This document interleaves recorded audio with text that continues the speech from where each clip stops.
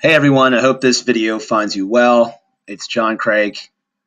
Wishing I could be there in person to deliver this message, but I cannot right now. So I want to introduce to you a new strategy, a new tool you might be able to use in the classroom to work with some of your most troublesome students. It's simply called the 2x10 strategy. It's a little counterintuitive on how you might approach students, especially the ones giving you the most grief in the classroom. And just something we're going to try to use to help pivot some of these conversations and some of these interactions we have with these students.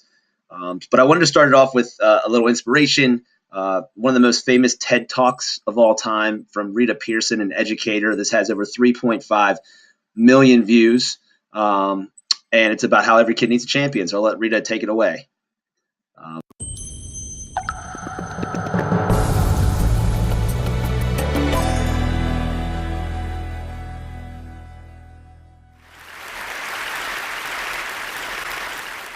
I have spent my entire life either at the schoolhouse, on the way to the schoolhouse, or talking about what happens in the schoolhouse.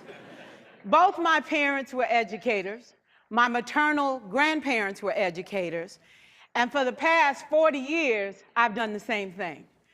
And so needless to say, over those years, I've had a chance to look at education reform from a lot of perspectives.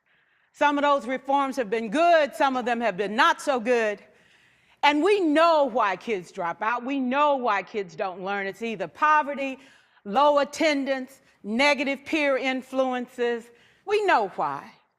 But one of the things that we never discuss, or we rarely discuss, is the value and importance of human connection. Relationships. James Comer says that no significant learning can occur without a significant relationship. George Washington Carver says all learning is understanding relationships. Everyone in this room has been affected by a teacher or an adult. For years, I have watched people teach. I have looked at the best and I've looked at some of the worst. A colleague said to me one time, they don't pay me to like the kids. They pay me to teach a lesson. The kids should learn it. I should teach it. They should learn it. Case closed. Well, I said to her, you know, kids don't learn from people they don't like.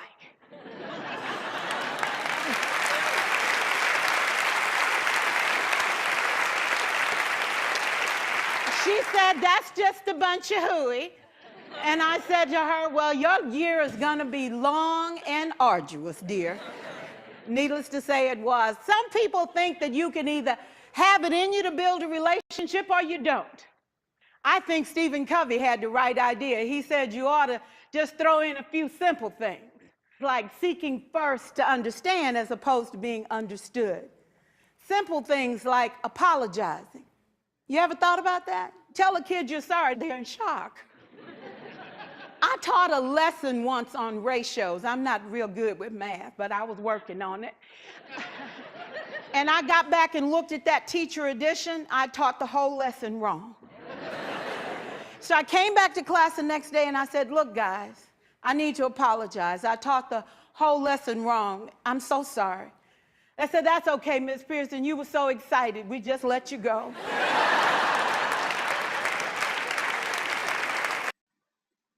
So I think Rita's words ring true. She has since passed, unfortunately. But the idea of seeking first to understand and working to build those relationships could go a long way into not only managing your classroom, but also helping those kids learn. So what is this 2x10 strategy all about? I want you to think about your most challenging student. We all have them. How have you tried to change their behavior? Something like this. We've done a lot of punishment in my short time in the front office. We've seen a lot of the same kids with a lot of the same behaviors, and sometimes we're exhausting options with these young men and women.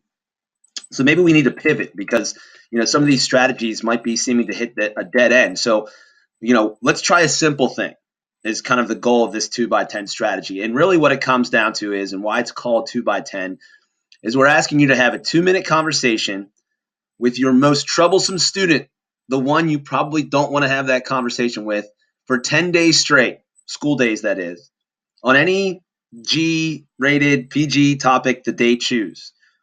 Let them talk. Let them talk about their interest. Let them talk about things that they want to talk about. Avoid academics. Avoid asking them how the test went.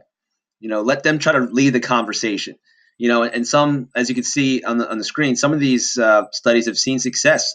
One teacher reported an 85% decrease in disruptive behavior and saw his most troublesome student become a classroom ally that helped him work with some other troubled students in the classroom. So that's the goal. 2-minute conversations for 10 days straight, student-led, where you're giving that student your full attention and just having an interactive conversation. So, what does this look like in practice? So, again, we want to pick one, maybe two of your most troublesome students, or maybe it's a student you don't know as well, and you want to build a relationship with. If that troublesome student seems like it might be too big of a reach at this point, then pick someone else. Try to pick a time, set up a plan, shoot for consistency during your transitions to specials and such. Maybe sometime in the morning when they're packing up. Maybe you're doing station rotation, but be intentional how you schedule this time. And what are you going to talk about? It might be awkward at first, especially if you haven't had much conversation with this young person, except for consequences and behaviors and frustration. Try to keep it open-ended questions. Ask them about interests. Look at their clothes. What are they wearing? Ask them about that. Outside activities, maybe they do. But try to avoid schoolwork. And again, let's be honest. Most of you know how to connect with kids. You've been doing it for a long time. It almost becomes second nature. But maybe there's some things to help you if you feel stuck. And what if they're resistant? You might meet that. Try to smile. Be persistent. One teacher suggested that you start a conversation with a classmate nearby, within earshot of your targeted student, and then try to work a way to bring them in the first couple days, so they don't feel as uncomfortable about you approaching them. And again, it's seeking to understand, right? Sometimes I think we don't always realize, especially when we're in that moment of emotion and frustration, that there's more to this story of why this child is acting that way. And a lot of times, the closer you are, the more you're going to understand why, and how much of an impact that could have. And that's all we're asking you to do is, this Friday, we'd love you to start this with this first child. Again, we're not looking for you to report back every day or anything like that. And if you count out 10 school days, there's a weekends and President's Day in here. That should take you to February 22nd. And we just want to send out a brief Google form afterwards. You're just asking, did you find success? What was it like? How can we support you moving forward? Are you ready to take it on with another student? Are you going to continue these conversations with that student you had? And we encourage you, obviously, if you have success, keep going. And if it's starting to change, we'd love to hear about it and know how we can help.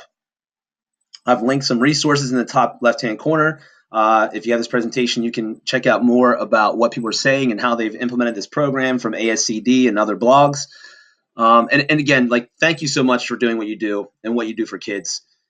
No one understands the difficult tasks and what we deal with on a daily basis and how many different things come at us and how many different emotions we're dealing with and the trauma and mental health issues that we're dealing with our kids. It's a task that no one understands. So again, for me and I think most of the staff in the office, thank you so much for what you do. So I just want to kind of leave you with one more little inspirational video from a man named Joe Sanfilippo, who is a superintendent up in Wisconsin that's changing what's going on up there. He's written a book. He blogs, and he just kind of has a little quick. Every Saturday he does a 1.5 minute walk to work, and he just kind of talks about things that he's thinking about and leadership challenges. And this is, he talks about how will you be remembered. And so I'll let him take it away. And I can't wait to see you guys next time and see how everything's going with the project. And if you have any questions, please reach out. I'll let Joe finish it off here. And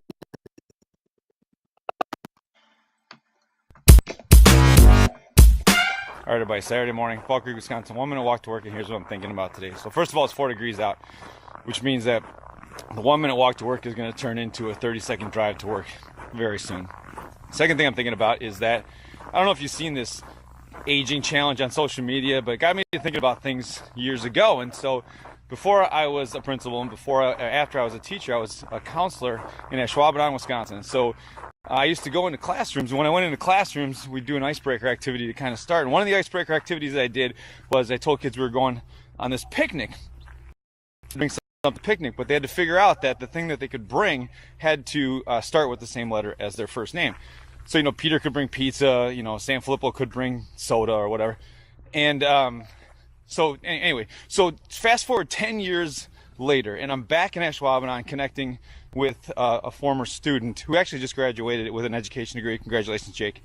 And of course, so we get in that moment and we take the selfie and we post the selfie, and there was a response to the tweet.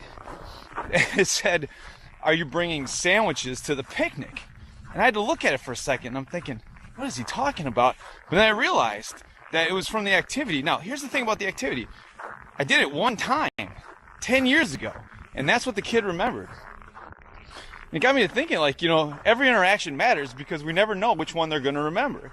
So the leadership challenge for next week is simply this. Be intentional with every interaction because it could be the one that they talk about 10 years later. We work with kids. I got to be honest. I can make you a promise. You're going to be remembered. The only question is how. That's all I got, man. We're all in this thing together, people. Have a great week, everybody. Go Crickets.